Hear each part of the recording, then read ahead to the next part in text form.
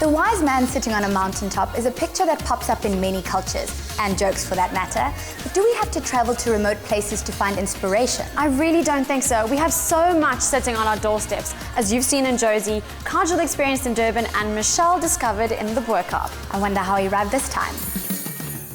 Mishal didn't need a parachute, but he did feel as if he'd done some time traveling when he found himself walking on cobbled streets past Georgian homes high above Table Bay. I'm here in the colourful, beautiful BoKaap, situated on the slopes of Signal Hill in Cape Town, which is known as the historical centre of the Cape Malay culture.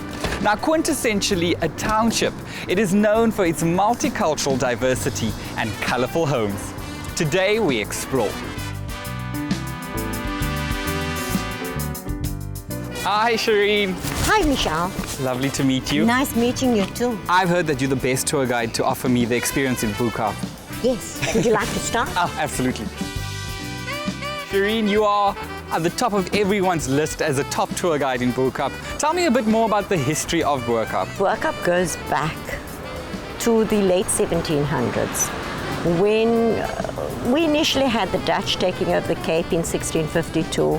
We had the British occupation, late 1700s. Now, is there any truth in that most of the descendants here in BoKaap were from slaves? It was not that they were descendants of slaves. It was around 1763 that you had a Dutch reform administrator who'd built several houses here that he hired out to the slaves. Their families then continued, and with the 1934 Group Errors Act of South Africa, when it became the Cape Malay Quarter, you just had more Malays moving into the area. Shireen, how did all these colourful houses come about? It's only in the last 15 to 20 years that bright colours came out in artworks and in fabrics.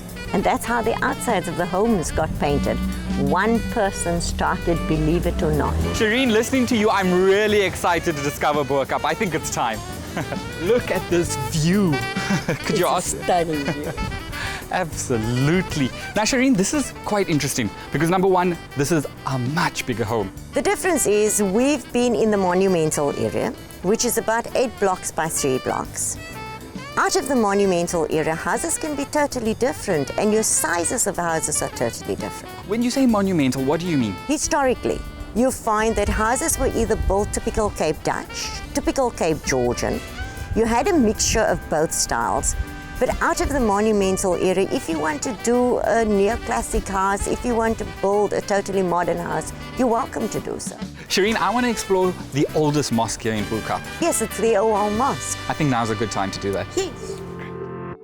The mosque on Dorp Street was built on land originally owned by a freed slave. BoKaap is home to many mosques. Significantly, the Owal Mosque was the first mosque established in Cape Town in 1794.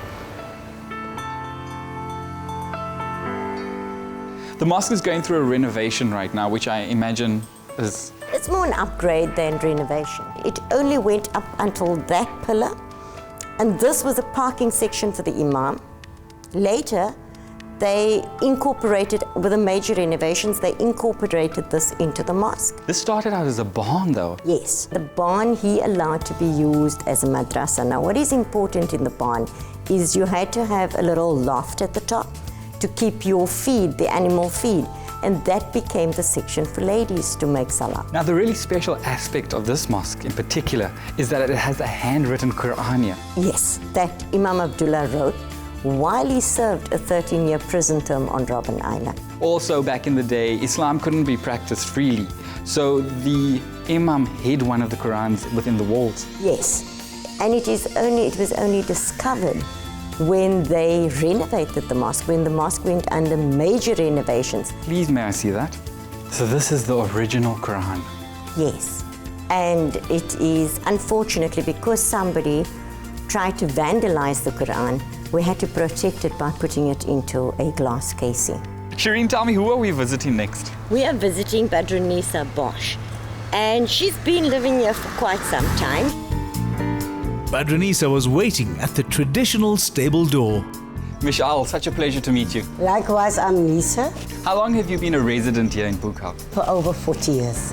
I'm originally from District 6. I was born there, but I was forcibly removed in 1970, and I was lucky. My father was a caretaker at the school. We could come stay up here. So come inside. That would be lovely after you, Shireen. Oh, thank you for welcoming us into your home. It's a pleasure. Come inside and make yourself at home. Auntie Nisa, what's it been like bringing up your son and living here in BoKaap? Oh, it was marvelous because we have one another. We're like one big happy family. I could go next door and ask my neighbor anything. Even if I'm sick, my husband don't need to stay home.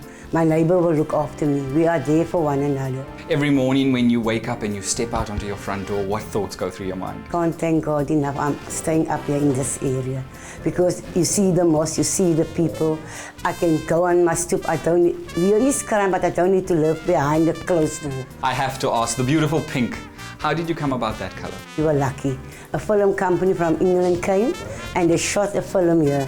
And they said to me, Auntie Nisa, we will have this house as a background. We will paint this color, but if you don't like it, we can change it. But when they painted the color, I loved it. Auntie Nisa, thank you so much for welcoming me into your beautiful home. It's been such a pleasure. Pleasure, and have a nice day. Cape Town's early history was intertwined with the spice trade, which still forms part of BoKaap life. So this is the spice wholesalers. This shop has been an institution for many, many years. And it's been around for quite a long time. I know you want to go spice shopping. Yes, I have to go spice. Off you go. Well, a visit to BoKaap would not be complete without a visit to this particular spice institution in the family for 3 generations. Well, I've caught you at a good time. Oh, okay, yeah. Pleased to meet you. No, sir. What are you busy with over here? Well, I'm busy filling up leaf masala. If I can. You can smell it, sure. I get that smell. All my sinuses are opening up. Okay, that's good. Well, what is so special about your spices? Our spices are being imported whole. We don't import the ground spices because so that for freshness and aroma. And when we do grind it, it's the whole spice. Oh, BoKaap, thank you so much. I'll leave you to it. Okay, thank you very much. The spices had whet Mishal's appetite.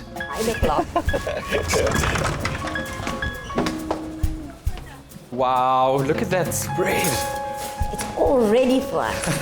What do we have here? Here you've got your starters, your chili bites, potato wadas, your samosas, and then you've got your Penang curry, you've got your tomato bready, and you've got your onion fried rice. Tell me a bit more about your traditional Cape Malay cuisine. Cape Malay food is a mixture of Indian food, Malaysian food, Dutch food, British food, German food, French food. It's all combined. Now, where would you suggest I start? Start with the potato wada. I don't want to overindulge because I also want to try the denning place. This will be a first. So tell me a bit more about this. This is now a sweet and sour lamb. Oh, and look how easily it comes off the bone. I'll go with the bobotie. Bobotie. Traditional Cape Malay bobotie. This denning place is absolutely superb. It really is my first time and I can guarantee you that it is tasty. And the best way to end it off is with a typical Cape Malay cook sister, which traditionally we people would have on a Sunday morning for breakfast. well, it's been such a pleasure discovering BoKaap with you. Thank you so much. It's a pleasure. Take care. Enjoy. Discovering BoKaap has been such a delight, and it's definitely a place I recommend the next time you visit Cape Town for all its beauty, history, and oh so good food.